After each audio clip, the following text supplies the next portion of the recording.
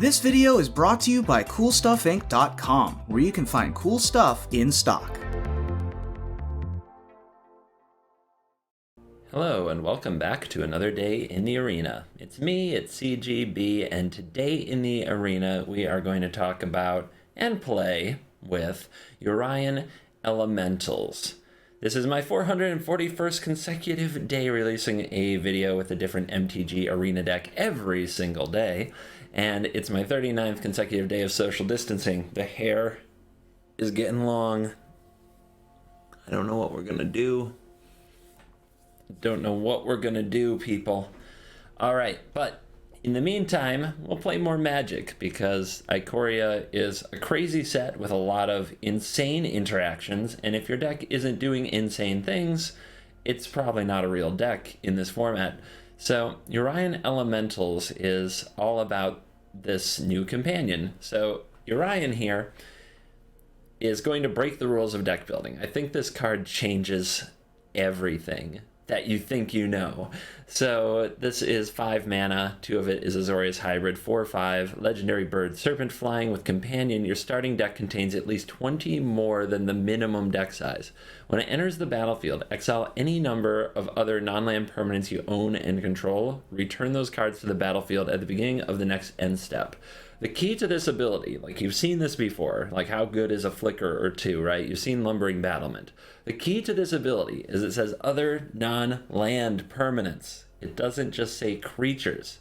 Now, we're going to be using it on creatures in this deck here today, but I want you to keep in mind, because when we play Dance of the Mance, when we play Esper Control, when we play Jeskai Control, all these things, we're going to have good reasons to run YORION the Sky Nomad in those decks, because flickering things like Elspeth Conquers Death and Omen of the Sea and Narset that's really good, is what I'm saying. But this card here today, we're going to abuse it in one of the most abusable and somewhat obvious shells, and that is Elementals. The cost of having an 80 card deck isn't what it used to be. Basically, how many times have we almost emptied our library? So many games have actually come down to decking, and a big part of that is that we build this tight 60 with everything we think we need, but we actually need more. Fae of Wishes is another example of that trend in Magic, and there's just so many good cards. You saw the 250 card Simic deck. It really didn't lower its power level by playing 250 freaking cards.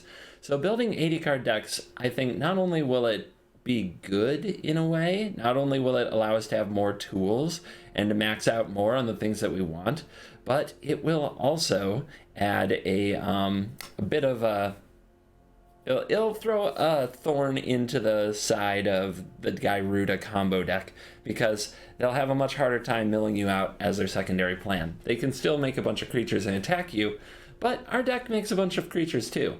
So let's get into our deck, which is basically all the ramp cards: Grazer, Druid, Spiral, Reef, Uro, Cavalier of Thorns, and then the big hitters, which are a Keep You Alive card and Healer of the Glade, and Risen Reefs for value, and then you have Thassa, Omnath, Agent of Treachery, Genesis Ultimatum. Genesis Ultimatum is a very exciting ultimatum, going to be the first one we feature here on the channel. Look at your top 5, put any number of permanent cards from among them onto the battlefield, the rest into your hand. So just with this, where it's like all permanents, almost 100% permanents except for the Great and Broken Growth Spiral and other ultimatums, you just explode onto the board when you cast these cards. And of course, we're abusing Agent of Treachery, because Agent of Treachery is one of the broken things you can do in the format to keep up with the broken things the format does. Yeah, if you're not going around stealing stuff with Agent of Treachery, you're probably doing it wrong. Our game plan against Mono Red is to go first and get lucky. Our game plan against Gyruda combo is to ramp into Agent, steal their Thassa, and just blink away all of their things. And our plan against Rakdos Sacrifice is to try to keep our life total high with Uro and Healer of the Glade until we can completely go nuts with Agent and Genesis Ultimatum. And yeah, it's a greedy, ambitious pile of elementals. It's fun if you like this style of deck.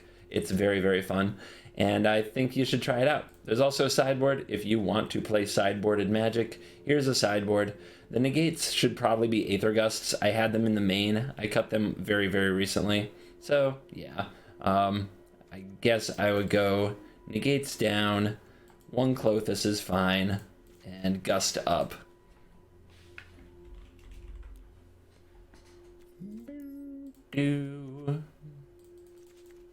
Done. Okay, we've got some ramp and some stuff. I don't have confidence in this deck for best of 1 aggro meta. Not yet. We'll see if I can build some confidence here in the unranked queue, but I feel like the aggressive decks just destroy me. Now maybe that's in my mind. God knows I hate losing to aggro. So let's see what happens. We'll take it 1 game at a time.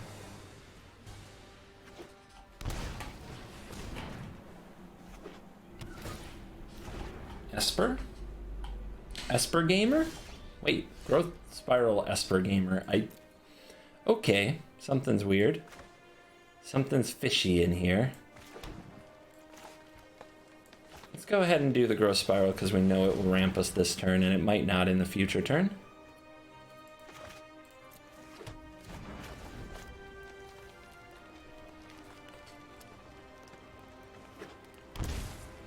What is it? It must be Fires. Our opponent couldn't possibly play without Fires of Invention in their deck. It was probably going to die anyway. I guess we'll play an Omnath. Just ping the Vraska a little. Try to make it a little bit easier to kill.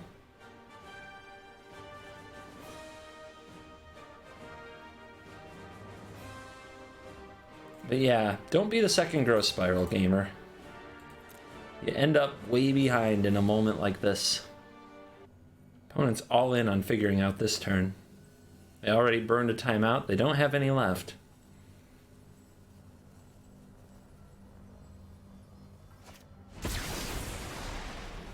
Seems easy enough.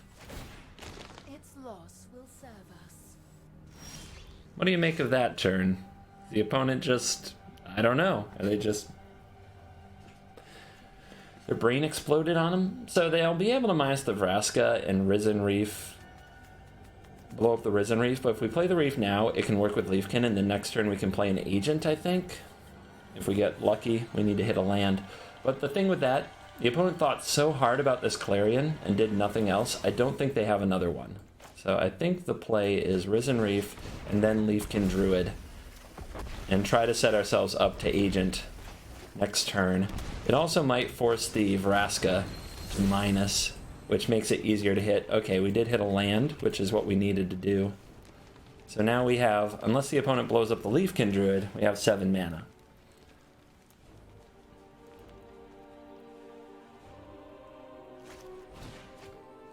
Okay. They had a great start to their game. I wonder if they were just missing that 5th land this whole time. Okay, they were missing that 5th land, and now they're off to the races as we see Tamiyo, Tyrant Scorn, Growth Spiral, Casualties of Frickin' War. Yep, this is gonna suck. This is gonna suck. What do we have to do? I think we have to Agent of Treachery, the Fires of Invention, and then play spells with convey my cast less number lands. Okay, so what we can do here is go Agent of Treachery, Fires of Invention, YORION, exile Agent of Treachery,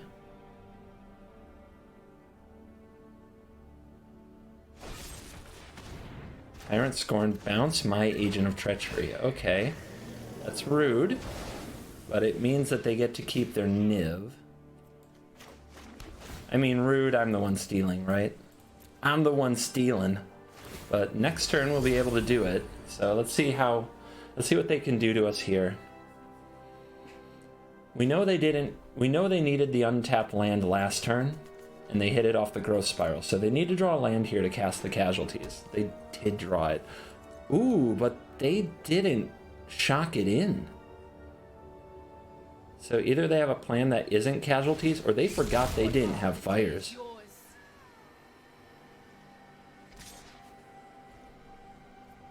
Yep, that's fine. I think they forgot they didn't have Fires of Invention. But we'll see. Maybe they have a greater plan. I don't know. I don't know.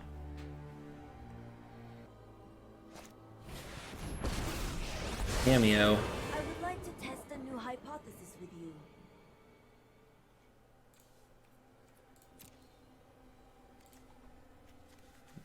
There's some options in there. So I'm thinking next turn I might want to play Omnath for 0. Then I play this. I draw 2 cards because it's our 8th lands. I could play Agent, steal the Vraska. The Vraska could plus to sacrifice the Fires of Invention. Once the Fires of Invention is gone, I could play more spells, like this Cavalier of Thorns. I could also play the Omnath last, which would deal more damage. Yeah, if I can get the Omnath to deal 2 damage... Alright, so that's the play. Let's go with Cavalier, which is great, by the way. It blocks the Niv-Mizzet Reborn. Let's go ahead and shock this in. We might need all the mana we can find. We've got an Uro now. That's awesome. Goes well with the Omnath, which we're going to cast at the end. So, 0. Agent of Treachery. Give me the Vraska. Plus the Vraska. Sacrifice the Fires of Invention. Draw a card.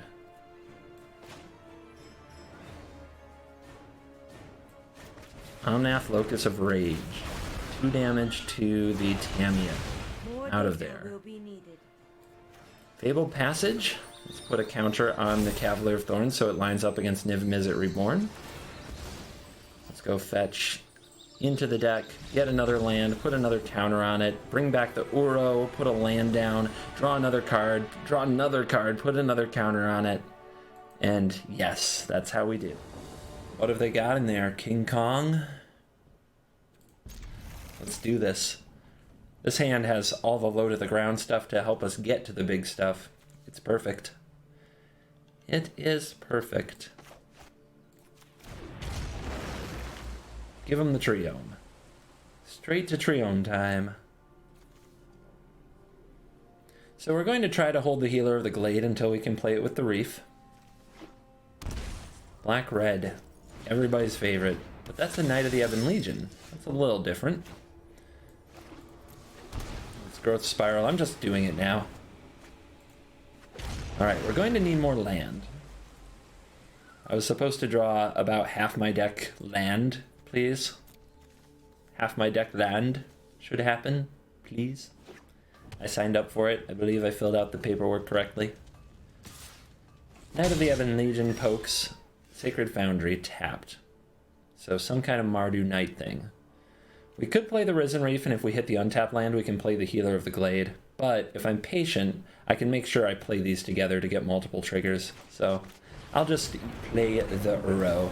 Get that life, get that card, get that tap land.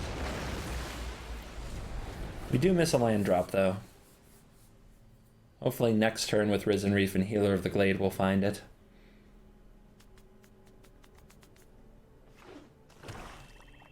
Our opponent's third land, they have Krenko. Uh-oh.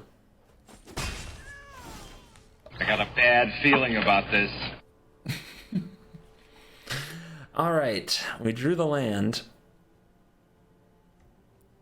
We definitely want the Reef. Growth Spiral. Ugh.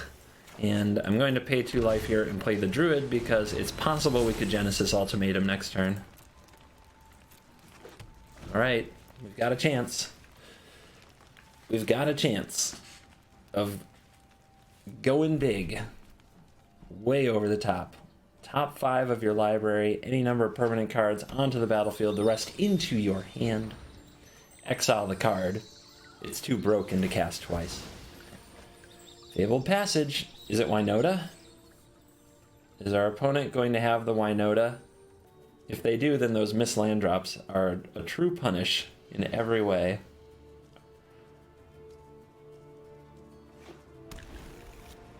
Do it. Play Wynota. Do it. Come on. Everquill Phoenix. Not the card from the new set I was afraid of, but that works. Maybe I should be. Our opponent showing the power of mutating onto a Krenko. Somewhere Merchant is really proud. Somewhere Merchant is yelling, "That's my boy." Alright. Let's hold this till after, because we might hit an Omnath. Agent of Treachery. That's my Krenko. That's my freaking Krenko now. Alright, so we're going to have 3 potential mana to play the Uro. I know, I'm the worst. I know.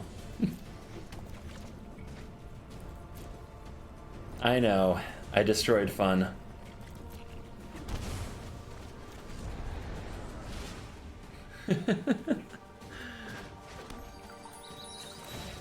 See if there's still a basic in here for me to use. And let's... Well... I guess I have to. I could have fetched the green and played Healer and Growth Spiral. I don't think it makes a big difference, though. One is probably a little better. I don't see it changing the situation, but we'll see. Our opponent has a Feather token. It's gorgeous. Our opponent has 5 Goblins. If they have Wynota here, it could be epic. Like, really epic. Oh my god, then I could steal it. It's Hushbringer. Well, that showed up late to the party, didn't it? I can't possibly beat that card on turn 2 without a Uro in my hand. Oh wait, I did have Uros. So I would have just, if they had played Hushbringer, I'd have made a 6/6 attached with a Healer of the Glade and a Growth Spiral attached to it for 3 mana. Fair and balanced. Oh my god. Whenever this creature mutates, other creatures get +X/+X. Holy hype. Mardu Mutate. At its finest. Now remember, our ETBs don't trigger unless we get rid of this Hushbringer, so we have to figure out how to kill it. In the meantime, we're best off just playing Uros. Or Growth Spiraling. Or attacking and trying to get the opponent to kill their Hushbringer. I mean, we do have this. It's pretty strong. It's in my graveyard. There is Thassa. If I can get that Thassa, I'll be pretty happy. Alright, let's do it.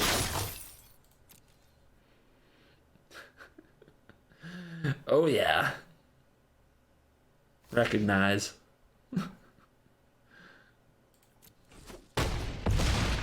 So there's still a death trigger on this Cavalier Thorn, so I think I should still play it. I still have enough to Growth Spiral twice. Or bring out Uro.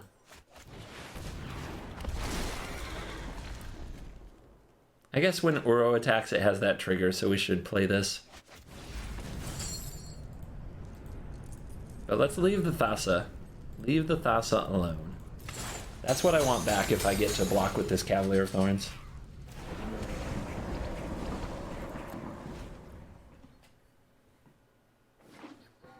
Agent of Treachery. The ultimate play in a meta of giant monsters. The ultimate bad guy. Oh god! What's that gonna do? It's gonna mutate. It's gonna kill something? Wait, does that work? It says whenever it mutates, destroy target thingy. So does that get around Hushbringer?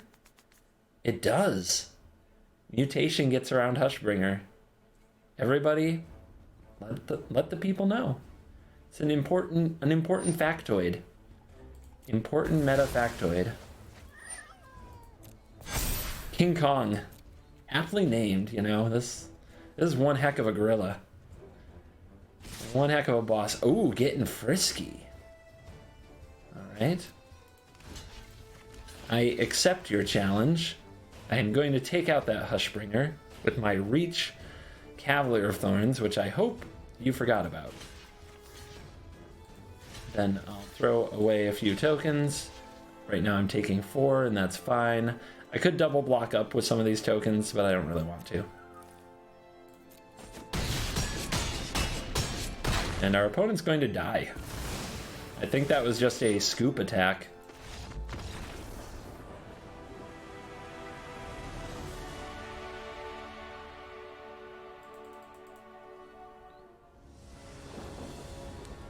Alright. Nice hand. Ready to roll. We have to go get a green source, which is a little meh.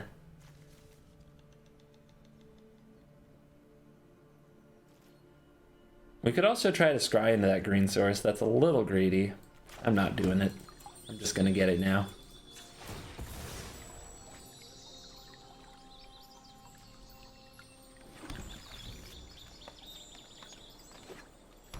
Fable Passage to Fable Passage. See? When you crack right away, they crack right away. Less clicks. More fun. At least for unranked, I totally support less clicks. But then again, they're probably about to play Cat Oven, and then I have to take it all back. Blue-black flash. Oh boy, oh boy. Alright. Let's have a scry. Let's keep the land. We do need it. Let's play a healer. Since we don't have a Risen Reef in sight. I think Night Bonder. I think I'll take this moment to resolve this growth spiral then. It does mean I don't get to block the Cunning Night Bonder, but I think that's okay. Growth spiral is good. Alright, so now the opponent will proceed to try to counter everything I do. I don't want to play the Reef, I don't think. It does play under Quench, though. Do I play under Quench? Do I just run into it with Orion? Get the companion thing out of the way? It's not like the companion has a lot to do. We can also go for Omnath, which they kind of have to counter or I kill the Night Bonder. But it plays into a Quench. Oh well. We do have another one. I think that's the play. Let's try to save the Orion. Let's try to get the Risen Reef into double spell territory so we can resolve something. So if we draw any 1 or 2 mana play, we can play that with Reef next turn. And at least we make some progress. Oh, they didn't snap counter this. That's funky. You did it. Alright, do we want to attack our healer into another Night Bonder? I don't think so. Oh, alright. Well, now I can, because they used weird timing, but alright. Whatever you like.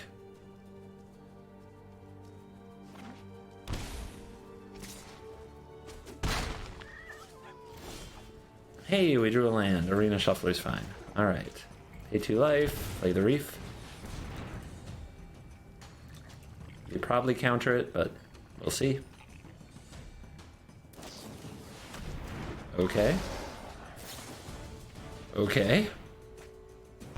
Annoying, but not a counter. Alright, take that action. Enter tapped. And take that action, enter tapped, and now we have a bunch of resources all of a sudden. Maybe we can get to Growth Spiral Omnath next turn. That would be ideal. I said Growth Spiral, I mean Thassa Omnath. But you guys understand, right? No blocks. Wispy wispy. Alright, so we'll go for this first. It will probably get countered, then we play Thassa. Which do you think is more important, really? Is it the Omnath or the Thassa? I think it's the Omnath. So I'm going to lead with the Thassa. Thassa. The Omnath right now is drawing cards, and it's a removal spell. Okay. Do we play around Quench? No, we can't really.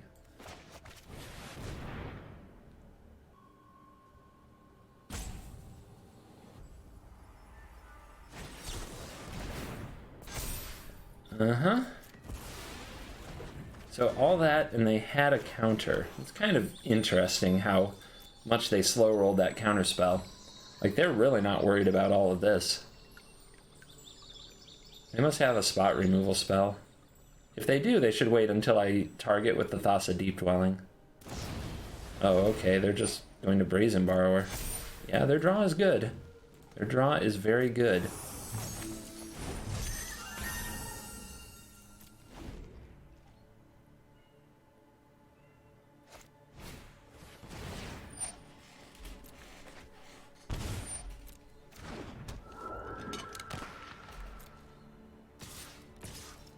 I think we just take the damage. I still want to blink this Healer of the Glade a few times. Down to 5. Guess we'll go ahead and use this. I really do want to draw something other than land, and drawing another Omnath isn't likely.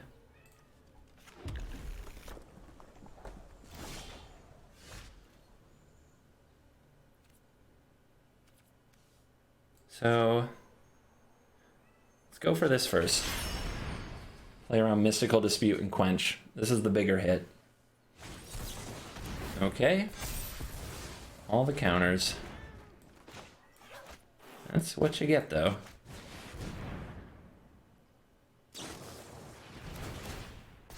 Down to 4.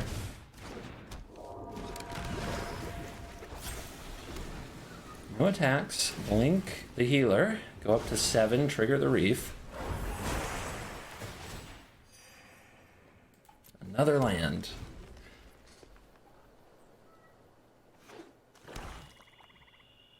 It has been a beating.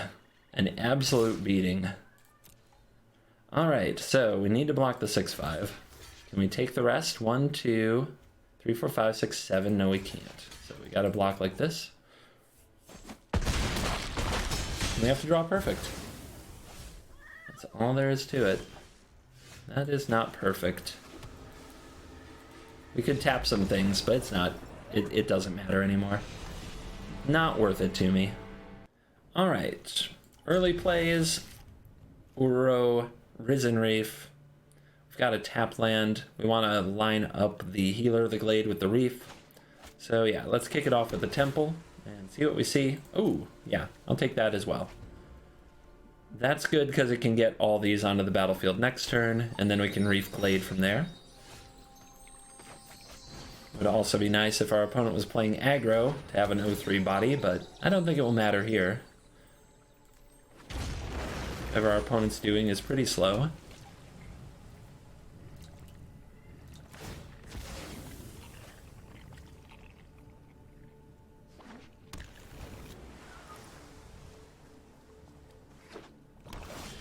If it's Dimir Flash again, I think we can safely call it a day. But it doesn't look like it is. Or if it is, it's a very slow version of it. Alright, another temple, cool. Another land off the top. That's what we need, more land. Did not attack with the 0-3. Mad lad. So, you have 3 mana. I have 5 and 3 permanents. What are you gonna do? Let's start with a Healer of the Glade. See if they have spot removal for this Risen Reef. Or a counter. No. I'm not sure what they're up to. It's not going to go well for them at this rate. Alright, I'm going to, I think, play around a Quench. They didn't have it last turn. Yeah, forget that. Let's just get them. I'm playing these cards pre-combat, by the way, so that if they flash something in or tap out for a counter spell, I know whether or not it's safe to attack with my Risen Reef. Because I don't want to attack the Risen Reef into open mana if they might play something to block it. Alright, that can come down tapped. This can come down tapped. I think I'll hold this. Believe it or not, there might be a world where I actually get to use it in the future. And we'll send the Healer. I mean, they've got to have a flash creature of some kind here, right?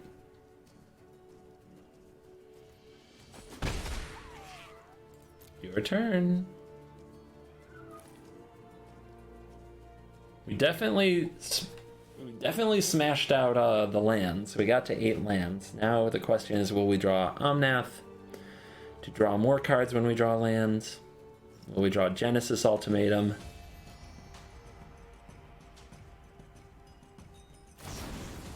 Our opponent has elected it is time for a 3/1 flyer. Brazen Borrower. We want some cards in our graveyard to bring back Uro, so I will chump block with a Grazer pretty much immediately. I would rather have it in the yard.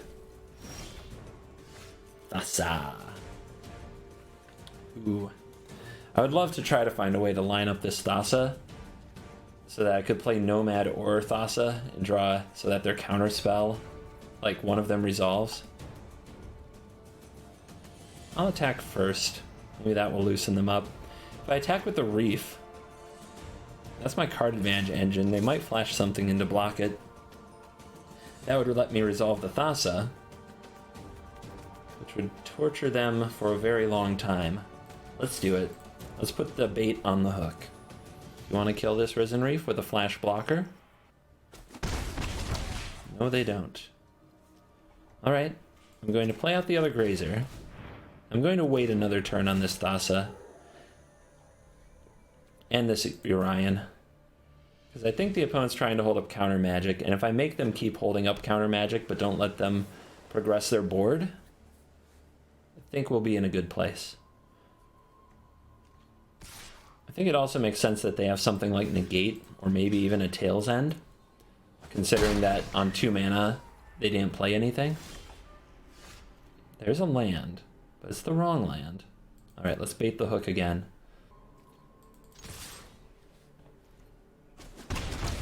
Still taking it. Let's see what's on top. We're going to want that to resolve. So this turn we can go for the Thassa, and next turn we can go for Cavalier and Orion if the Cavalier resolves. Or we could just wait. I'm waiting. The opponent's hand has been awkward and they haven't been able to play many things. So let's make them waste their mana. Alright. They were able to use Drown in a lock. That's good.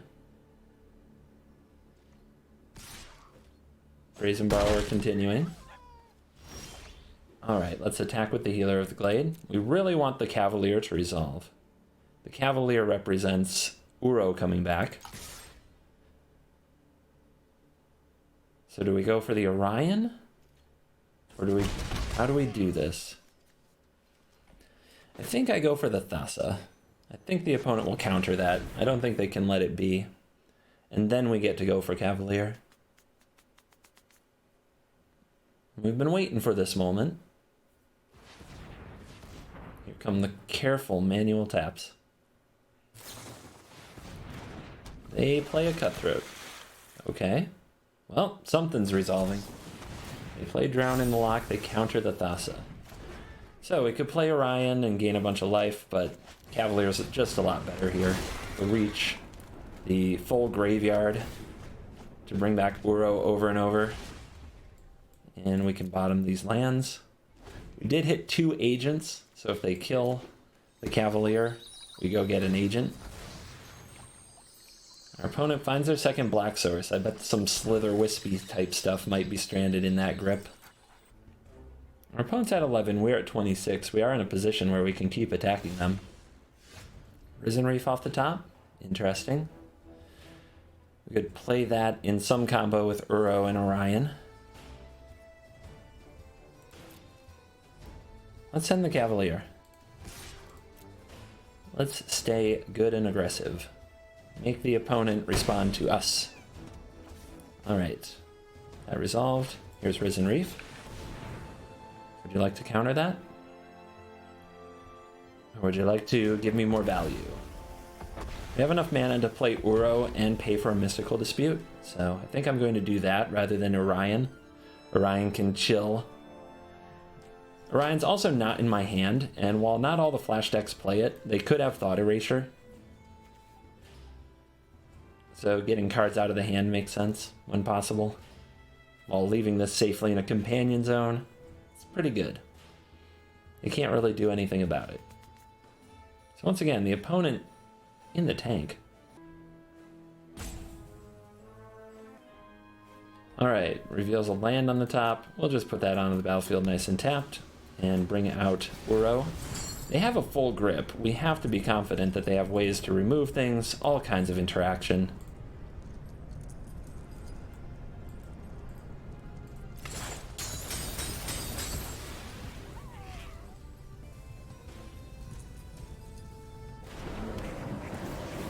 Uro is allowed to resolve, gains 3 life, draws an epic card in Genesis Ultimatum. Probably not going to get to resolve, but we can double spell with YORION and Genesis Ultimatum if we draw an untapped land. Here's a murder, just straight murder. I mean, yeah, that's a card you can play. What's better, Thassa or Agent? If I take another 7 mana spell and put it on top of my deck, then I get kind of stuck into 1 spell per turn territory, whereas I take Thassa, I can do another double spell turn with YORION and Thassa, so I'm going to do that. It's a battle of mana. I need the opponent to spend their mana dealing with my things, so I need to play multiple things every turn.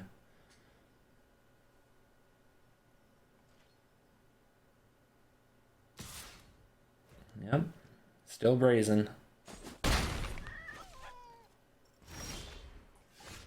Alright, here's Thassa. They know about it. Face up play. What you got? If it resolves, we can tap the Cutthroat, just attack. The opponent might have a removal spell for the Uro, but they're still way behind. So yep, there is the Sabotage. Away it goes. Now we attack first, and then we play Orion after, because we might hit the untapped land to play around Mystical Dispute.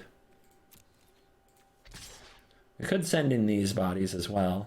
We also want to fill the graveyard if the opponent's going to kill Uro. But I don't think I want to lose the Risen Reef. And they scoop it up.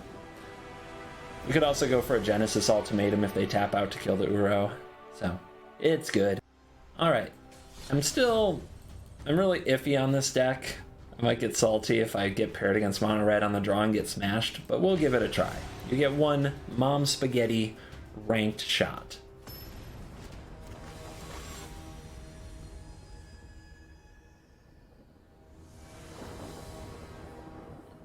Okay, we're on the play with, like, the God draw. What was I worried about? What on earth was I ever worried about for a second? This is just the nuts. As long as we draw 1 more land. And then we'll draw the Agent, or the Ultimatum, and yeah, this is just crazy. And our opponent's mulliganing. They don't have a companion. That usually means they are mono red in this meta. Mono red is about the only deck that doesn't seem to be adapting to companion near the top tables. Near the top tier. Top tables, that's an old school reference. Let's just go ahead and scry and look for land. I am glad we scryed. Another grazer was not what I'm looking for. I just want to hit the land drops, the Ultimatum, or the Agent of Treachery. End of story.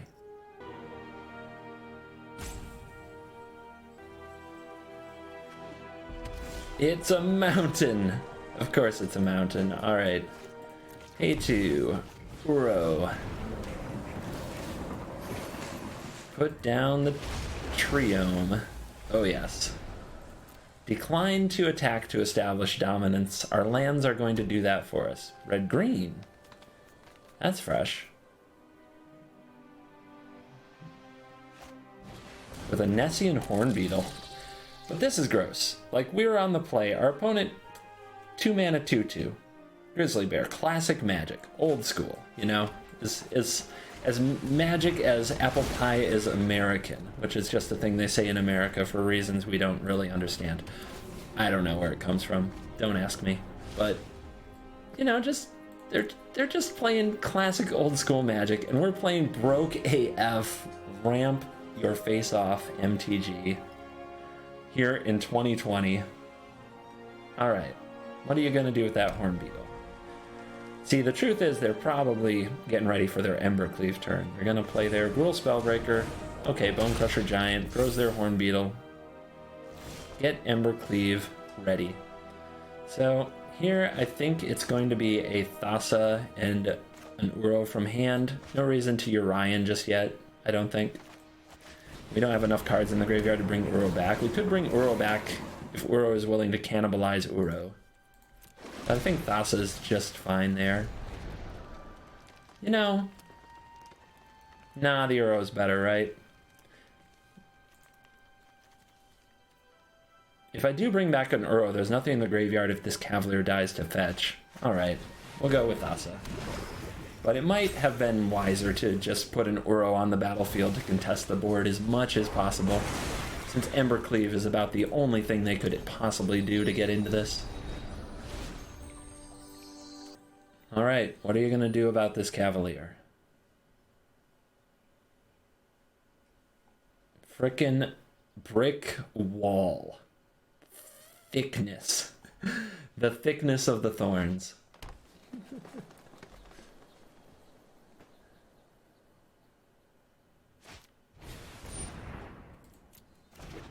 Another Horn Beetle. Got it. Got it. Do you think that this is a Godzilla deck? Do you think they're going to play Epic Godzilla card? Alright. Who wants to rumble? They might have Collision Colossus. Be a good reason to rumble. But nope. We're just going to save this. Omnath is a good reason to save your Fabled Passage until you need it. And let's go in for the ultimatum. What does our top 5 offer us? Not great, to be honest. I'll pay the 2 life. We'll get untapped land. Who knows, we might have a use for it.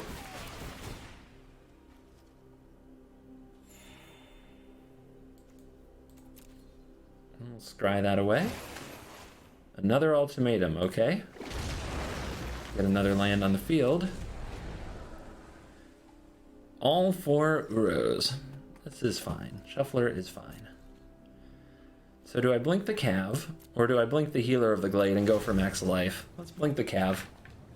Mana, mana, mana. We live in a mana world.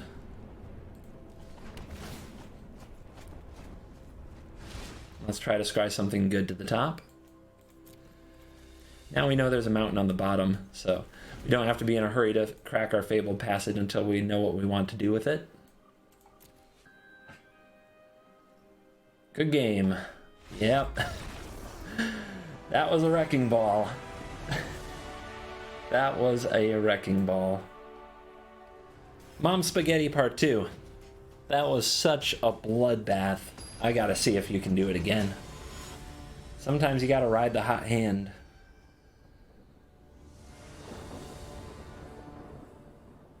Seems a lot slower, but the mana's there and we have an early play. I don't think I run out the healer on turn 1 though. Again, no companion. So probably some kind of red aggro deck. The last one turned out to be Gruul. There's your mountain. Ooh, hello. That's a good draw. I always try to develop the Healer of the Glade very slowly in case I draw Risen Reef. Alright, give me a Runaway Steamkin. Thank you. This is going so well. Everything is coming according to my design. I don't know. Emperor Palpatine words. I can't remember exactly how they go. We are quite safe from your friends here. Rimrock Knight. Scorch Spitter. Alright, the low creatures are arriving. So, we hit the scry land, we pump this. We could play Growth Spiral, see what we draw. I think we scry first. Bigger Omnath. It's another land, which I think we want. So what I can do is I can play the Healer of the Glade, gain that sweet, sweet 3 life. How will they ever defeat it? Draw with Growth Spiral, put this on the battlefield. Then we take the Healer of the Glade out of Bone Crusher Giant range. There is another land on top. It will be the 7th. It is tapped. The Greed? To greed or not to greed? I guess next turn we still have Orion, so we should keep it. So next turn's plan is the Orion. Do we hit him for 4? Yeah, let's be aggressive. Show him who's boss. Show him who's boss. If they go land double attack, it's probably an Embercleave. Okay, they didn't do that. Have you met Healer of the Glade? That's just a light up the stage play, I think. They might end up shocking the healer down, but then it's a 2-for-1, and I'd be very happy. Torbran and another light. Okay. Okay, 2 mountains.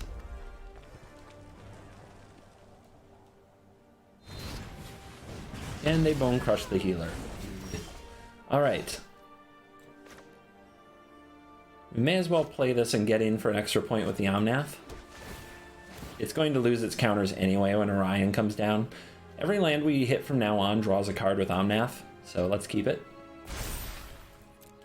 Swing. Down to 11. Orion. Exile the Omnath. Bring back the Omnath. Kill the Rimrock Knight. Next turn, we'll steal their Torbran. That should wrap this thing up.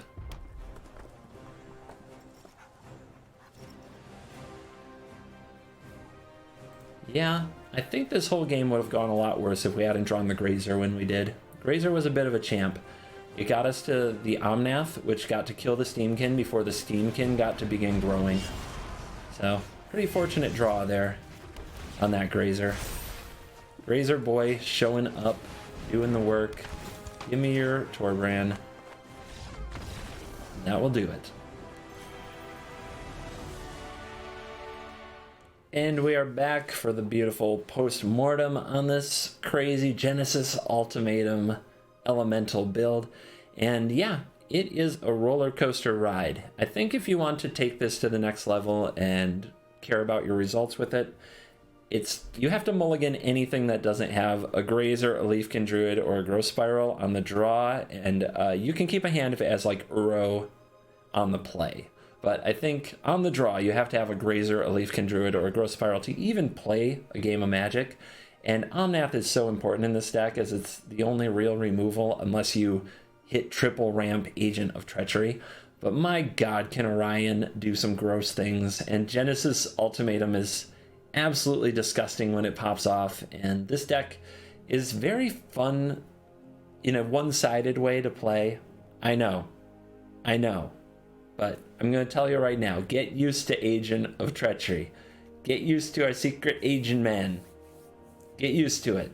This card is this card's going to be around. Going to be around for a hot minute or two until rotation, and right now cheating on mana and then just getting it into play to take the best thing that your opponent's doing to break up their broken engine and make it your own is one of the best over-the-top plays you can make in the format. So I don't think this is going anywhere. Anywhere, gamers. I think you better have a plan. Maybe Tristani needs to make a comeback. Well, that's going to do it for me. Today I am recording this is Monday. I believe we're going to do the crafting guide update show on Wednesday. I think that will be a good day for it. Time to talk about all the things I got right and wrong for the crafting guide from the new set. So that's going to be on Twitch. That's 4 to 6 Eastern time. We'll do the crafting guide update show on Wednesday. The day you're watching this, Tuesday probably, I'm going to be doing the Tuesday, which is where my subs send me decks to play. And then Thursday is Deck Doctor Day, so bring your new deck lists for me to review. But Wednesday we'll update the crafting guide, which is always a pretty popular show. People like to rub it in about the things I was wrong about and see what changes we make to the recommendations. So if you've been holding on to those wild cards, you don't want to miss that. Thank you for watching this video. As always, I will see you in the next video. Goodbye.